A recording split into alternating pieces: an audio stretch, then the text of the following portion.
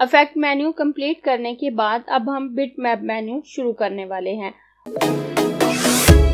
मैं हूं आपकी टीचर मुबीना बारी और आप देख रहे हैं एफर्ट फॉर सक्सेस।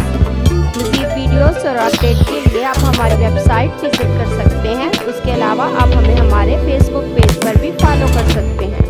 और बिटमैप मेन्यू पे आऊँ तो सबसे पहले हमारे पास ऑप्शन कन्वर्ट टू बिटमैप का है। इस ऑप्शन को यूज करते हुए हम किसी भी वेक्टर ऑब्जेक्ट को बिटमैप में कन्वर्ट कर सकते हैं। जो इमेज हम इंपोर्ट करके लेके आते हैं वो बिटमैप ही होती है, चाहे वो पीएनजी इमेज है, चाहे वो जेपीजी इमेज है या किसी और फॉर्मेट में। लेकिन जो ऑब्जेक्ट हम कोरलड्रा में खुद क्रिएट करते हैं वो वेक्टर ऑब्जेक्ट होते हैं और उनको बिटमैप में कन्वर्ट करने के लिए हम इस ऑप्शन को यूज करते हैं।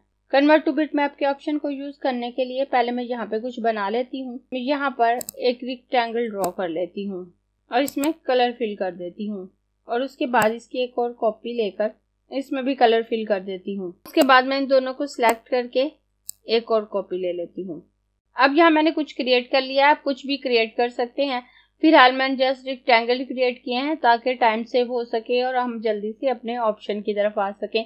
तो अब आप देखें, जैसे ही मैं इस इमेज को सिलेक्ट करके बिटमैप पे आती हूँ तो आप देखें तमाम ऑप्शन यहाँ पर शो हो चुके हैं और ये तमाम ऑप्शन वर्किंग ऑर्डर में है।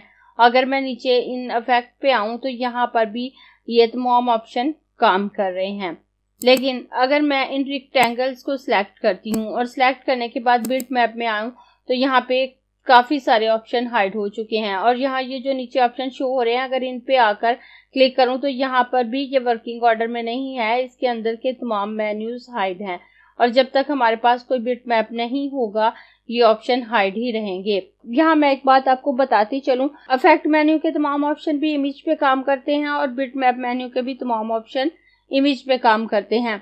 यहाँ नीचे ये तमाम ऑप्शन इफेक्ट्स हैं तो कोरलड्रा के कुछ वर्जन्स में ये ऑप्शन इफेक्ट मेन्यू में मौजूद हैं और कुछ वर्जन्स में बिटमैप मेन्यू में मौजूद हैं। और इन ऑप्शन को यूज करते हुए हम काफी खूबसूरत इफेक्ट क्रिएट कर सकते हैं, बैकग्राउंड बना सकते हैं और इनको यूज करने के लिए हमारे पास बिटमैप इमेज का होना जरूरी है। लेकिन अगर हम वेक्टर ऑब्जेक्ट बनाते हैं और उन पे इन ऑप्शन को यूज करना चाहते हैं तो उसके लिए जरूरी है कि पहले हम उन्हें बिटमैप में कन्वर्ट करें।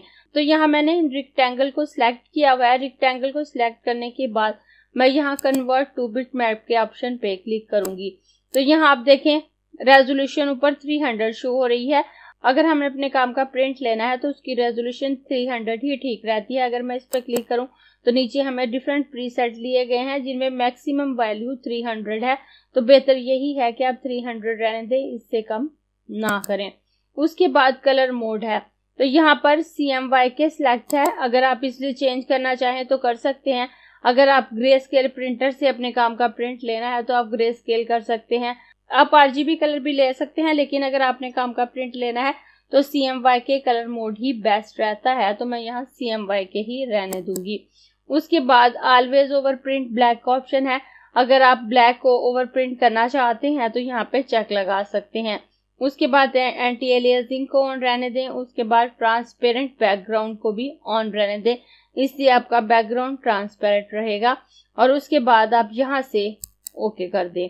तो अब इसमें कोई खास फर्क नहीं आया, इसके कलर थोड़े से चेंज हुए हैं और उसके अलावा अब ये बिटमैप बन चुका है। इससे पहले जब ये रेक्टेंगल थे तो मैं इन पे कलर फिल कर सकती थी। अब आप देखें मैं इन्हें कलर फिल करने की कोशिश करती हूँ तो इस पे कोई कलर फिल नहीं हो रहा। अब मैं बिटमैप मेन्यू पे आऊँ तो आप देखें तमाम ऑप्शन शो हो चुके हैं जो मैं इस पे अप्लाई कर सकती हूँ। इस तरह से आप किसी भी वेक्टर ऑब्जेक्ट को बिटमैप में कन्वर्ट कर सकते हैं। उसके बाद नेक्स्ट ऑप्शन ऑटो एडजस्ट का है।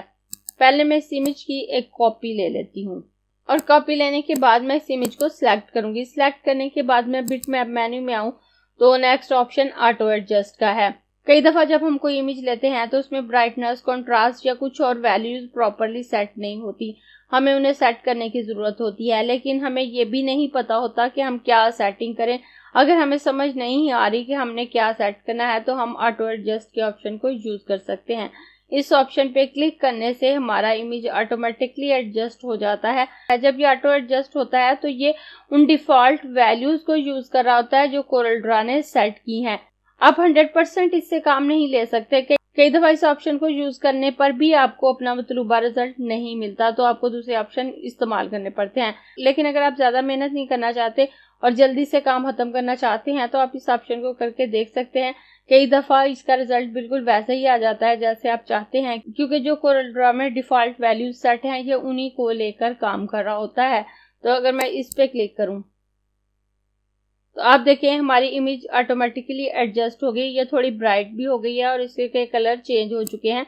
अगर मैं इन दोनों इमेजेस को क्रीप करूं और क्रीप करने के बाद जूम टूल लेकर मैं इन दोनों के फेस को जूम करूंगी तो आप देखें इसमें हमें ज़्यादा ब्राइट कलर नज़र आ रहे हैं, इसकी निस्बत फेस कलर भी थोड़ा वाइट लग रहा है। इस तरह से ऑटोमेटिकली भी आप अपने इमेज को एडजस्ट कर सकते हैं। जूम किए बगैर भी आपको इसके कलर में चेंजिंग नज़र आ रही होंगी।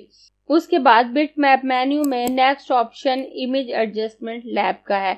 अगर मैं इस पर क्लिक करूं तो आप देखें इसमें काफ़ी सारे ऑप्शन मौजूद हैं। हम इस ऑप्शन को नेक्स्ट क्लास में देखेंगे।